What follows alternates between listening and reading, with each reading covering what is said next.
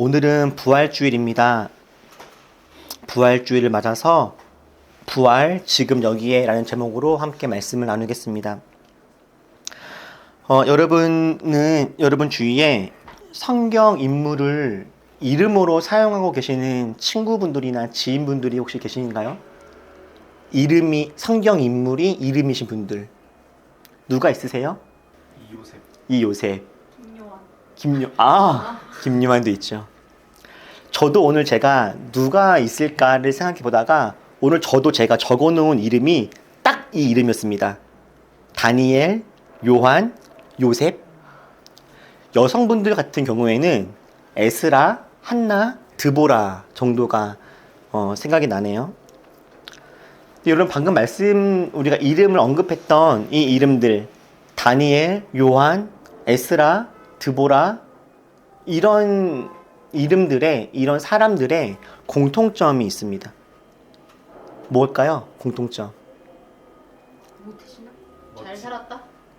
멋지다. 우선 이 사람들의 이름을 보면은 우선 이름이 이뻐요. 이름이 이쁘다는 것이 있고, 그리고 또 한 가지 공통점이 뭐냐면 성공하신 분들이라는 겁니다. 그들 삶의 여정을 돌아봤을 때 어떤 우여곡절들이 있긴 하였으나 결국에 어떤 승리를 경험하신 분들이에요. 하나님을 믿는 부모님들이 이 성경의 인물들처럼 하나님을 잘 믿고 하나님께 사랑받고 축복을 누리는 사람이 되어라 라는 그런 마음으로 이런 이름들을 지어주신 게 아닐까 생각이 듭니다. 그런데 여러분, 성경의 인물들 중에서 다니엘이나 요한처럼 하나님께 사랑받은 사람임에도 불구하고 우리가 존경하고 좋아하는 사람들이라 할지라도 지금 우리 주위에 있는 그런 사람들의 이름으로는 잘 들려지지 못한 인물들도 있습니다. 성경의 인물들 중에서 하나님께 칭찬받고 사랑받고 또 우리가 좋아하고 존경하는 인물이라 할지라도 이름으로는 잘 쓰지 않는 이름들. 삭개오. 누가 있을까요, 여러분?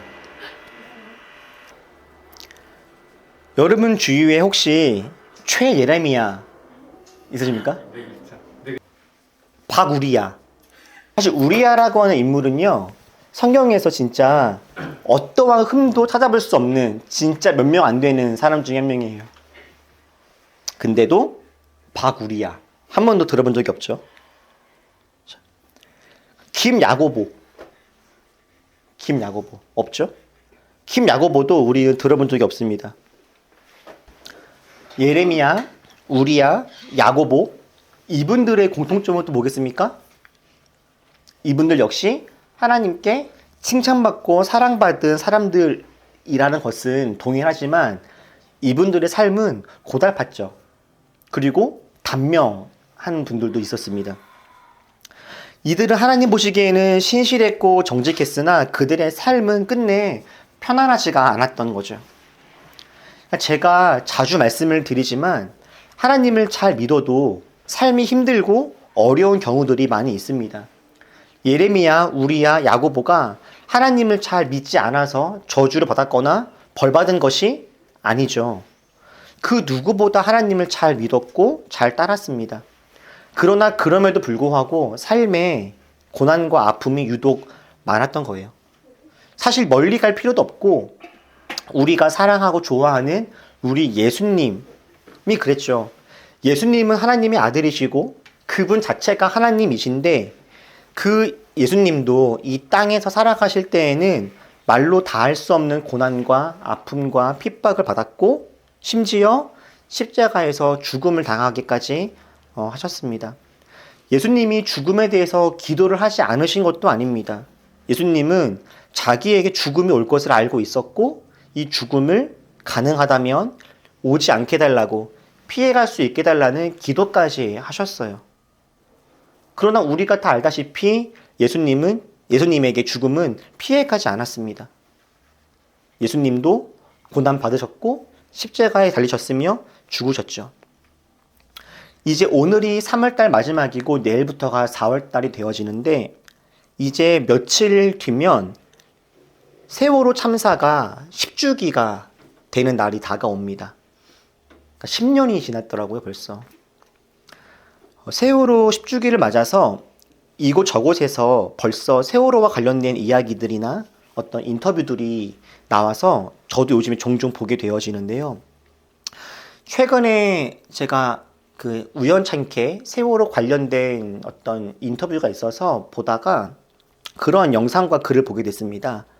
세월호가 침몰하고 있을 때 그 배 안에서 교회에 다니고 있었던 아이들이 함께 모여서 기도하고 있는 영상이 있더라고요. 저도 몇 번 본 적이 있는 영상이었는데 그 영상 안에서 보면은 배 안에 아이들이 함께 모여서 동그랗게 서서 정말 순수하고 소망을 가득한 마음과 목소리로 그렇게 기도하고 있는 모습들을 볼 수가 있었습니다. 그들은 하나님께 기도했습니다. 지켜주세요. 안전하게 나올 수 있도록 도와주세요. 그러나 그들의 기도 역시도 응답되지는 않았죠. 여러분, 이것이 현실입니다. 저는 그 세월호의 사건 이후로 지금까지 거의 10년 동안 저 개인적으로는 아주 많은 시간을 이 신정론, 이 하나님과 이 고난 사이의 관계를 공부하는데 저 역시도 아주 많은 시간들을 할애했는데, 그리고 그 결과를 여러분들과 많이 나누기도 했었죠. 그 결과 우리는 이제 알게 되었죠. 하나님이 존재하시고 하나님이 우리들을 사랑하시는데, 그럼에도 그리스도인들의 삶에 아픔이 끊이지 않는 것은 하나님이 우리들의 기도를 기계적으로 다 들어주시는 어떤 요술램프가 아니라 이 땅에는 하나님이 원하지 않는 일들도 일어나기 때문이다 라는 것, 우리는 이제 이런 것들을 이해할 수 있게 되었습니다. 이 땅에는 하나님이 원하고 의도하신 일들만 일어나는 것이 아니라 하나님이 원치 않으시는 일들도 이 땅에는 일어납니다. 밧세바의 남편 우리아가 다윗의 살인 계획으로 결국 목숨을 잃은 것이 하나님의 뜻이었습니까? 그렇지 않죠. 우리아가 죽은 건 하나님이 원하시거나 하나님이 계획하신 것이 결코 아니었습니다. 우리아가 죽은 건 다윗의 욕망과 다윗의 죄 때문이었고, 우리아의 죽음을 하나님은 분노하시고 아파하셨습니다. 세례 요한이 헤롯 왕에게 목이 잘려 죽음을 당하는 것이 어떤 더 큰 복이나 이스라엘을 향한 더 큰 계획 때문에 하나님이 의도하신 것이 결코 아니고, 헤롯이 악하였고 시대가 악하였기 때문에 어쩔 수 없이 당해야만 했던 그런 아픔이고 슬픔이었습니다. 하나님이 원치 않았음에도 불구하고 사람들의 악함이 시대의 죄악들이 만들어낸 비참한 상황들이고, 이 모든 사건들은 다 하나님을 무시했던 결과들입니다. 그래서 하나님은 이런 일들을 보실 때마다 분노하시고 애통해 하십니다.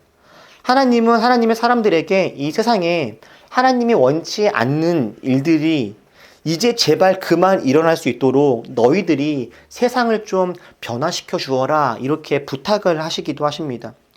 사람들이 자꾸 하나님을 무시하고 자기 뜻대로 살아가려고 하니 제발 너희들은 그렇게 살지 말고 내 뜻을 따라서 사랑과 공의로 살아가라고 그렇게 우리에게 부탁을 하시죠. 그런데 이렇게 우리가 하나님이 고난의 범인이 아닌 것을 알게 되고, 우리가 하나님께 이 고난과 아픔에 대해서 하나님은 무죄입니다 라고 우리가 그렇게 선고를 한 다음에도 우리 안에는 하나님에 대한 어떤 소망과 기대가 쉽게 채워지지는 않습니다. 비록 하나님이 고난의 원인이 아니고 하나님이 이 아픔의 주관자가 아닌 것을 이해한다라고 해도, 그래서 우리가 하나님의 존재를 여전히 인정한다고 해도 그것이 우리에게 어떤 기대나 소망, 기쁨으로 바뀌지는 않는다라는 것이죠.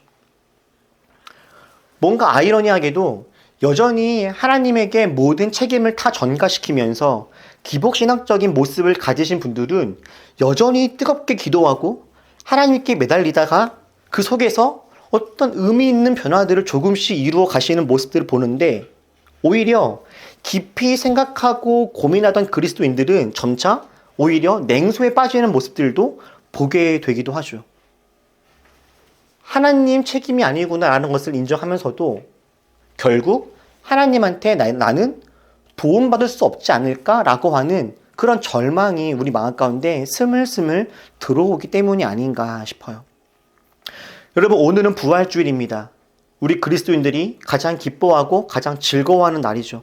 제가 종종 이야기하듯이 이 부활주일은 성탄절보다도 어쩌면 더 기쁘고 더 의미 있는 날이 아닌가라는 생각이 들 만큼 이 부활주일은 정말 좋은 날이에요. 예수님이 십자가에 못 박히신 지 3일째 되는 날, 예수님은 더 이상 무덤에 계시지 않고 죽음을 이기시고 부활하셨습니다. 근데 여러분, 예수님이 부활하신 것이 지금 우리에게는 어떤 의미가 있습니까? 마치 고난의 원인이 하나님은 아니지만 그렇다고 해서 고난 앞에 우리가 하나님 때문에 어떤 막 큰 어떤 용기나 기대를 품지 못하는 사람들이 있는 것처럼 혹 부활의 주님을 우리가 인정하면서도 그 부활의 기쁨을 우리가 충분히 누리고 있지 못하는 건 아닐까 하는 생각도 들어요. 여러분은 주님이 부활하신 것이 여러분들에게는 왜 기쁨이고 여러분들에게는 오늘이 왜 즐거운 날인 겁니까? 부활이라고 하는 것은 우리가 죽은 다음에 우리가 하나님으로 말미암아 영원한 생명을 얻게 되었다라고 하는 의미가 분명 있습니다. 그러나 우리가 이렇게 죽은 그 다음을 기약하며 살아가기에 우리는 여전히 이 땅에서 견뎌내고 살아가야 할 시간들도 너무 많이 남아있는 것이 현실이죠. 죽음 이후가 끝이 아니고 그 이후에 영원한 생명이 있다라고 하는 것이 너무 감사함에도 불구하고 그때까지 지금부터 우리가 이 땅에서의 호흡이 끊어지는 그날까지 여전히 살아갈 날이 너무 많기 때문에 이 부활의 하나님을 우리가 믿고 감사하다 여기면서도 지금 오늘의 삶에서는 어떤 의미를 우리가 누려야 되는지 고민스러울 때가 종종 있구나 하는 거예요. 그래서인지 이미 많은 사람들이 하나님을 믿고 부활하신 주님을 따른다라고 하면서도 현실에서는 하나님과 거의 상관없는 삶을 살아가다가 죽음이 코앞에 왔을 때 비로소 하나님을 찾으려고 하는 모습들을 보는 경우들도 아주 많습니다. 죽음이 아니라 삶에서 스스로가 감당할 수 없는 문제 정도가 다가와야 비로소 그때 주님께 나아가는 모습들도 종종 보죠. 여러분, 부활하신 예수님은 죽은 자들을 위한 하나님만 되실까요? 주님이 부활하신 것은 지금 우리에게는 어떤 힘이 되는 겁니까? 우리가 죽음을 극복할 수 있다라고 하는 이 부활의 놀라운 사실은 이 미래에 대한 소망은 지금 이 순간 바로 현실을 살아가게 할 용기와 의미를 주기도 합니다. 만약에 부활이 없다면 오늘의 삶 역시도 우리가 큰 의미를 갖기가 쉽지 않을 거예요. 하지만 우리에게 죽음이가 끝이 아니고 부활이 있고 영생이 있다라고 하는 이 사실은 오늘 우리가 힘이 들고 어려운 삶을 살아간다 할지라도 오늘 이 시간이, 이 순간이 우리에게 의미 없이 사라지는 시간이 아니라 의미 있는 시간, 남아있는 시간, 기억될 시간이다라고 하는 의미를 줄 겁니다. 그래서 이 부활의 삶, 우리가 죽음 이후의 삶을 깊이 묵상하고 그 부활을 감사하며 살아가는 사람들은 그 미래를 오늘로 당겨와서 오늘 살아갈 힘을 얻게 되기도 하죠.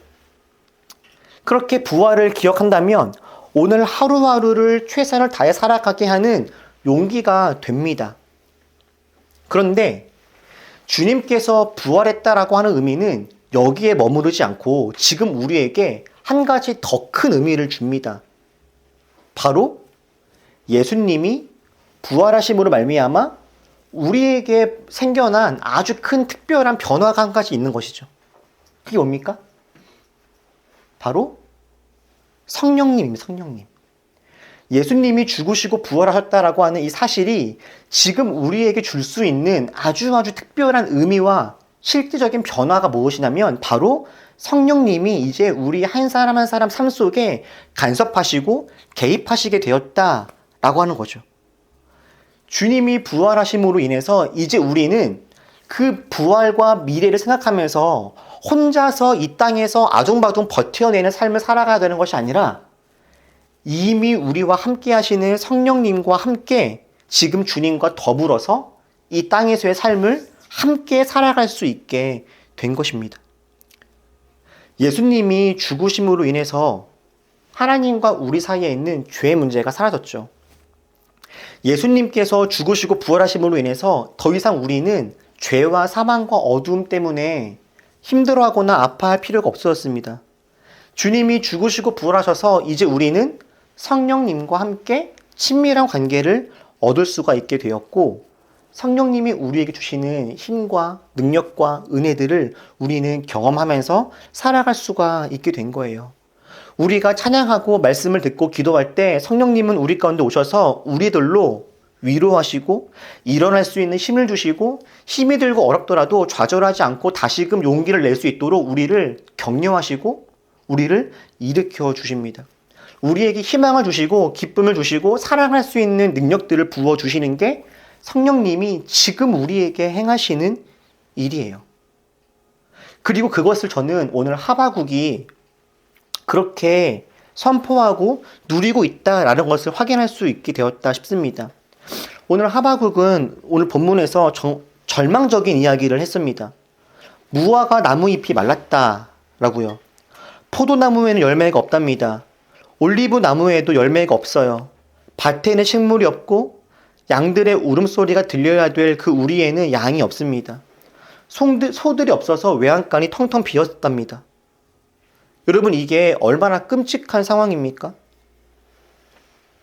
무화과 나무 잎이 마르고 포도나무에 열매가 없고 올리브 나무도 열매가 없고 밭에는 식물이 없고 소들이 없어서 텅텅 비어있고 조용한 상태. 사실 너무나 끔찍한 상황 아닙니까? 근데 오늘 우리가 함께 읽은 본문에서 하바국은 더 놀라운 이야기를 했죠. 나는 여호와로 인하여서 즐거워한다. 나는 구원의 하나님으로 인하여서 기뻐한다. 사순절이 시작되면서 우리가 함께 나누었던 큰 설교의 어떤 주제는 일상에서의 영성이었습니다. 그리고 제가 여러분들에게 함께 격려하면서 부탁했던 것은 우리가 일상을 살아가면서 하나님을 기억하되 하나님으로 말미암아 기쁨을 놓치지 말고 살아가자라고 하는 이야기를 여러 번 했던 기억이 있어요. 여러분, 이것이 부활하신 예수님을 믿는 그리스도인들이 누릴 수 있는 삶의 모습입니다. 무화과 나무잎이 마르고 포도 열매가 없고 감람나무 열매 그치고 외양간에 양들이 송아지가 없어도 그렇게 우리 눈앞에 보이는 현실이 녹록하지 않아도 구원의 하나님으로 인해서 힘을 내고 용기를 내고 기뻐하며 주님이 우리 가운데 허락하시는 놀라운 일들과 사람들을 말미암아 함께 살아가며 풍성한 삶을 살아갈 수 있는 이 놀라운 기적들, 저는 우리가 죽은 다음에가 아니라 바로 지금 이곳에서 우리가 누릴 수 있는 하나님의 큰 영광이다라고 믿습니다. 사실 제가 여러분들과 부활주일을 맞아서 함께 나누고 싶었던 이 이야기는요, 아주 간단하고 단순한 이야기입니다. 비록 삶에 크고 작은 문제들이 다가올지라도 우리가 믿는 하나님은 지금 여기에서 우리들로 풍성한 삶을 살아가게 하시는 분이다 라는 거요. 그러니 우리들 삶의 막막함과 고됨들 앞에 우리 인생을 그냥 허비하지 말고 하루하루 하나님이 주시는 은혜들을 누리면서 풍성한 삶을 살자라고요. 저는 오늘 이 말씀이 저와 우리 모두에게 다짐이 되고 격려가 되고 또 믿음이 되었으면 좋겠습니다. 예수님이 부활했지만 그럼에도 여전히 우리 삶에는 크고 작은 문제들이 다가올 겁니다. 하나님은 요술램프의 진이도 아니고 요술 방망이도 아니시기 때문에 우리가 기도한다라고 해서 다 그대로 이루어지는 것은 아니고, 우리가 하나님께 기도한다고 우리 삶의 모든 어려움들이 당장 다 사라지는 것은 아닐 겁니다. 그러나 하나님은 우리들을 홀로 두지 않으십니다. 부활하신 주님은 분명 우리와 함께 하시면서 우리가 경험하는 모든 고난과 어려움과 아픔들을 함께 감당하시고 우리들로 하여금 이길 수 있는 힘들을 부어주실 거예요. 사실 어제 오후에 전화 한 통을 받았어요, 제가. 서울신학대학교에 박영식 교수님이라는 분이 계세요. 그분이 조직신학을 전공하시는 교수님이신데, 이 박영식 교수님이 지금 서울신학대학교에서 중징계를 받았다라는 거예요. 그래서 그 사유가 무엇입니까? 라고 했더니 박영식 교수님이 이 창조과학이라고 하는, 그러니까 성경책을 문자 그대로 받아들여서 지구의 나이가 6,000살이라고 주장하는 이 창조과학회의 주장에 동의하지 않는 발언들을 SNS나 뭐 저서에서 했다라는 이유로 지금 중징계를 내렸다라고 하더라고요. 전 그 말을 듣고서 정말 깜짝 놀랐습니다. 사실 서울신대는 제가 학교 다니면서 공부할 때에도 이 창조과학을 지지하거나 주장하는 학교가 아니었거든요. 다양한 창조에 대한 해석이 있음을 함께 알려주었고, 그 중에서 우리는 어떤 식으로 이해하면 좋을지에 대한 근본적이고 원론적인 이야기를 잘 배웠던 저로서는 이것 때문에 지금 중징계를 내려서 교수직이 해임이 될 뻔한다라고 하는 이 말을 들을 때 저는 믿을 수가 없었어요. 나중에 그래서 돌아 보니까 뭐 정치적인 문제들도 많이 섞여 있고, 지금 주류이신 어떤 교수님들 무리하고는 다르고 색깔이 뭐 여러 가지 이유가 있다라고 하긴 하더라고요. 그런데 표면적으로는 그런 이야기가 나온 거예요. 그래서 어제 그 이 목사님이 저한테 가만히 있기가 어렵다, 우리 무엇이라도 하면 좋겠다, 이렇게 말씀하시더라고요. 그래서 우리가 졸업생 이름으로 성명을 내든지 같이 무엇인가 했으면 좋겠다, 이런 말씀을 하셨어요. 근데 제가 그 이야기를 딱 들을 때 이제 그런 대화를 하게 되더라고요. 목사님, 그런데 우리 동기들은 지금 거의 다 부목사들이어서 아마 개교회에서 이런 발언을 하기가 어려울 거예요. 그랬더니 목사님이 그러시더라고. 그래서 나하고 이 목사님, 나 같은 분들이 해야 될 것 같다라고요. 그러니까 우리들은 부목사가 아니니까 이제 개척을 한 사람들이니까 눈치 볼 거 없지 않느냐, 이런 말씀들을 하시더라고요. 그 제가 목사님하고 통화하면서 처음에는 분노가 막 나다가 말도 안 된다 듣다가 목사님이 우리가 뭐라도 한번 해보자, 우리는 눈치 볼 거 없지 않냐, 더 이상 이제 말씀을 하시는데, 불현듯 제 머릿속에서 무엇이 반짝했냐면 우리 교단 가입해야 되는데? 라는 생각이 번쩍 드는 거예요. 그리고 교단에 남아 있어야 되는데, 우리 파주로 이사 가야 되는데, 이런 여러 가지 고민들이 번뜩 들면서 제가 입으로 목사님께 저도 눈치 볼 사람들이 있어요 라는 말을 할 뻔했어요. 근데 다행히도 안 했는데, 근데 문득 통화를 하면서 그 생각이 제 마음속에 확 들어올 때 제가 저를 보면서 놀랬거든요. 아, 내가 아직 이런 걱정들이 있구나. 그리고 어제 하루를 이렇게 보내면서 앞으로 일들이 어떻게 될까, 나는 어떤 방향성을 가지고 지내야 될까, 이런 고민들을 이렇게 해봤어요. 근데 이런저런 고민을 해봐도 물론 미래에 앞으로 어떤 일이 우리에게 벌어질지 모르겠지만 혹여 어떤 불이익이 온다라고 해서 그것 때문에 아무것도 못하고 가만히 있을 수는 없겠다라는 생각이 들긴 하더라고요. 한편으로 마음에서는 이런 마음도 들죠. 이렇게 어떤 사안에 대해서 함께하고 어떤 불이한 일에 대해서 서로 함께 연대하고 목소리를 낼 때 분명히 어떤 주류 집단, 권력이 많은 분들로 인해서 불이익이 올 수도 있겠구나. 그런데 저는요, 오늘 이게 부활절을 맞이하는 저에게 하나님이 어떤 위로를 주시는 것 같은 느낌이 들었었어요. 오늘 아침에 일어나서 다시 한번 오늘 함께 나눌 말씀들을 이렇게 보면서 어떤 삶에 힘들고 어려운 것들이 올 수 있겠지. 그러니까 저는 정말 그런 고민을 하거든요. 우리 올리브 교회는 정말 이 교단 내에서 나름, 그러니까 성결교단이 그래도 규모가 아주 크진 않아도 주류 교단이죠. 뭐 장로교, 감리교, 성결교 주일 교단 내에 있는데 나는 정말 여기서 은퇴할 수 있을까? 라는 고민이 정말 들기도 해요. 앞으로 교회를 하고 목회를 하면서 이 창조과학회에 동의했다라고 해서 막 해임이라고 하는 이야기가 나오고 있는 이런 지금의 분위기 속에 우리는 무사할 수 있을까?